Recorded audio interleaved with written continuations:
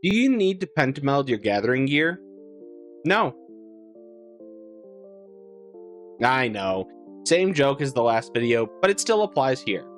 I guess you want more details about gathering melds though, so my name is Pentameld, and let's talk about it. This question is probably the most asked question in the crafting and gathering space for Final Fantasy XIV, and I understand why. Back when I first started to get into this section of the game, I saw everybody talking about how good pentamelding was, and how much you need to do it. But the more I learned, the more I realized that to be, well, not the whole truth. I'm not saying anybody is wrong by any means, or they're lying to you, but the concept of needing pentamelding best in slot gear is a bit complicated. The quick answer is that it all depends on your goals. You should do what brings you the most fun over anything else. If you want to pentameld your gear, then do it. If you want to wait for script gear, then do that. I'm not here to tell you how to play the game. I don't pay your sub. What I am here for is to try to educate you on the pros and cons of the different gear sets and to hopefully give you an insight so you can make an informed decision that's best for you. So let's break it down. Crafting and gathering can really be looked at in the exact same light as combat gear and the race to do savages or even ultimates. The answer is always decided by your level of commitment and time that you want to put into the content. Are you trying to do a week 1 clear on the newest savage tier? Well, then pentamelded combat gear is probably right for you. Are you more happy just casually progging in PF and happy to clear even just the first raid of the new tier? Then pentamelded gear is probably overkill and something you don't need. The same logic can be applied to crafting and gathering. The easiest way to answer the question is to ask yourself, how much am I going to use this gear?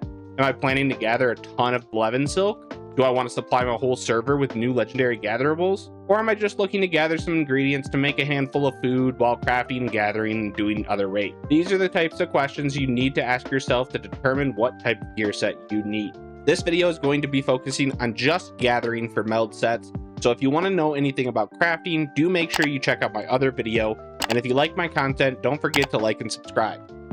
Everything that I'm going to touch on in this video is going to be focused on the high-end, unspoiled, aka the time-restricted gatherables that are required for master recipes. The average gathered item that you can harvest at any time does not have nearly as high of stat requirements as any of these items that we're going to be talking about today.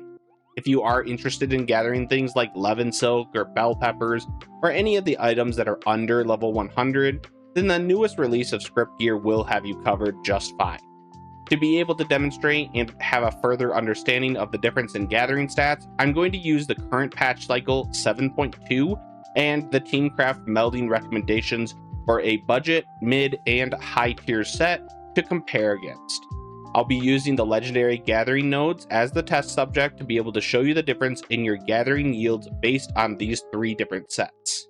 These 3 setups have the following stats, and underneath them I've put the required approximate list of materia that you're going to need to be able to actually meld these sets. Now, the materia is not a set in stone number because there is a little bit of RNG in pentamelding, so just to give you an idea of the general difference in the amount of materia that you're going to need for this gear set. As you can see, the amount of materia that you need between the setups ramps up pretty fast, so keep that in mind as we look at the difference in usage.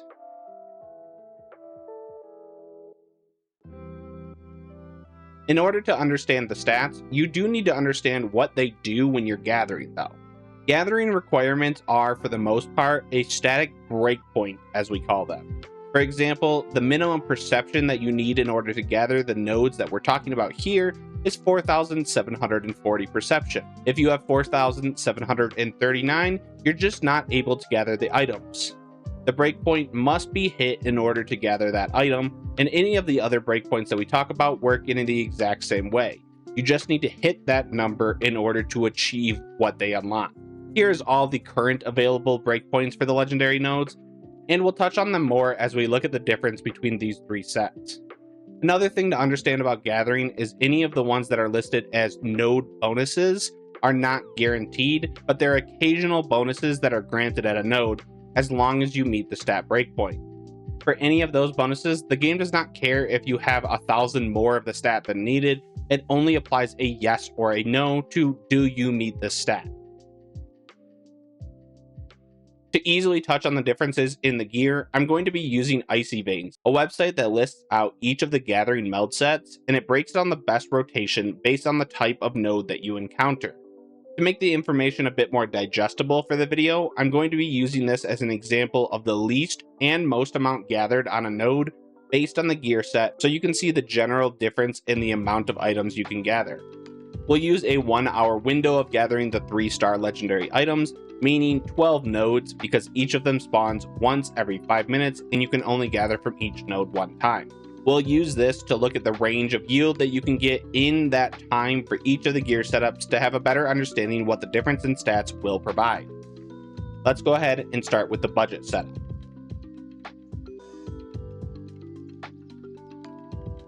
The budget gear set has these stats here and only requires about 20 materia because you're not doing any overmelds with the set. These are all guaranteed melds. With these stats, we actually only hit a single breakpoint, which is the minimum perception required to gather the nodes. Using no additional food and just having this gear set as a baseline that says essentially you can gather these nodes, the estimate yield of an average node is 28.5 items. If you were to supplement your stats with a high quality Nasi Goreng, this will boost your GP to above the 960 mark, which gives you that +2 attempt node bonus, which means that you're now able to occasionally hit a node that has 8 integrity instead of the standard 6, but again, this is a random occurrence. When you do get one of these nodes though, the best rotation you can do will yield you 37.7 items on average, which is a decent amount more than the foodless setup. This means that in a 1 hour window of gathering with this setup, you can get anywhere between 342 and 452 items gathered, depending on how many integrity bonus we encounter while using the Nasi Goreng.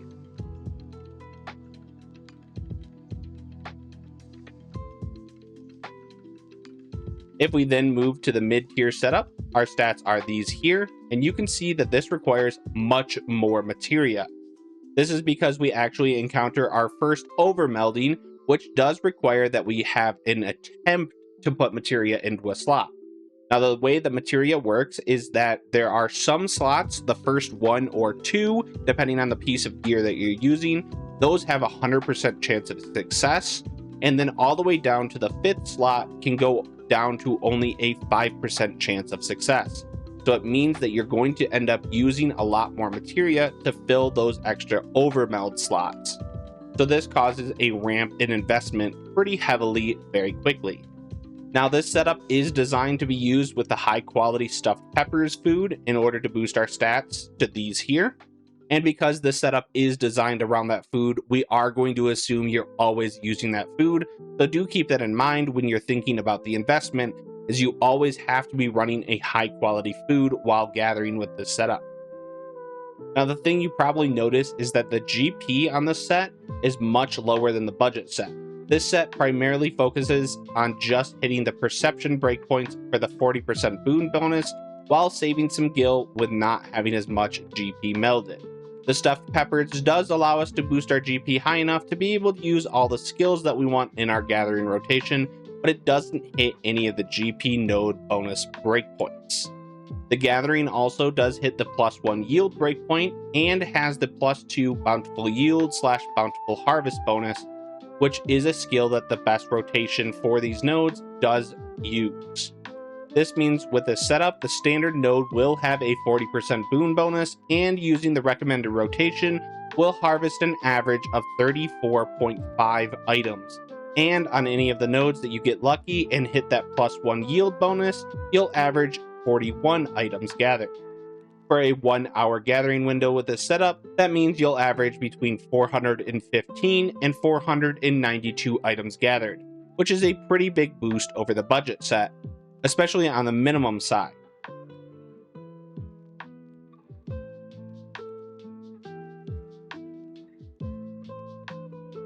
For the final set, the high tier full Pentameld setup, these are our stats here, which are quite a big boost from the previous mid tier and a massive boost from the budget set, but the approximate materia that you're going to need is over double that of the mid tier set. This set is also built to use the stuffed peppers, so our stats with those will be these here. With this setup though, we do hit all of the currently achievable stat breakpoints, which is the 40% boon bonus, the +2 on the bountiful yield / bountiful harvest skill, the +2 yield bonus, and the +2 node attempt bonus. With this setup and using the recommended rotations on a standard node with no bonuses, we'll actually have the same exact minimum as the mid-tier setup of an average yield of 34.5 items. This difference in the set will come down to the extra node bonuses that we can get, where on any of the nodes with the +2 attempt bonuses, we can get an average of 47.5 items, and on any of the nodes with the +2 yield bonus, we can get an average of 50.76 items. This means that a range of items we can gather in 1 hour with this gear setup has the same low end of the 415, but it has a high end of 609 items gathered off of those 12 nodes. Now, of course, it's going to be extremely rare, if not impossible, to actually hit the full high end numbers of any of these in that 1 hour window.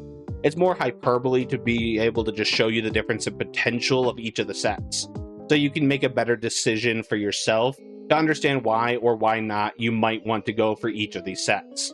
Let's go ahead and put all those numbers up side by side though, so we can take a look at the overall differences. As you can see from the budget set, not a lot of materia needed, but the yield's a lot lower and it doesn't have as high of a potential. The mid-tier set has a pretty nice balance where it does have that same minimum as the high-tier set, but the high-tier set does have the chance to get a lot more items if you do get lucky with those node bonuses. But as you can see, the amount of materia that you need is quite a difference. Now, gathering materia is a lot easier to get than crafting materia, and it's something that I honestly recommend you farm yourself using something like my spirit bonding guide or just a simple spirit bonding rotation. There's not too much to it, but if you want to learn more information, make sure you check out that video. But you do have to ask yourself if the amount of gathering that you're going to do justifies the amount of materia you're going to use. In my opinion, a setup that is more towards the mid-tier set is perfect for your average gatherer, as it's both cost-effective and it does have a good middle ground yield that it can provide. But if you're the kind of person who is going to be spending dozens or even hundreds of hours gathering during a patch cycle, then the high-tier meld set might be right for you. I do hope you found this video helpful and it gave you a little bit of an explanation into the different tiers of meld sets that we see on an average patch. If you do have any questions, feel free to let me know down in the comments section and I'll do my best to answer. Thank you very much for watching though. I'd like to give a special shout out to all of my members here, and you too can become a member for only $1 a month, and that gets you access to some of my videos early and a high quality symbol next to your name down in the comments section, and a special role in my Discord if you'd like to join there. I do hope you found this video helpful though, and let me know what you thought about it. Thank you very much for watching, and good luck melding.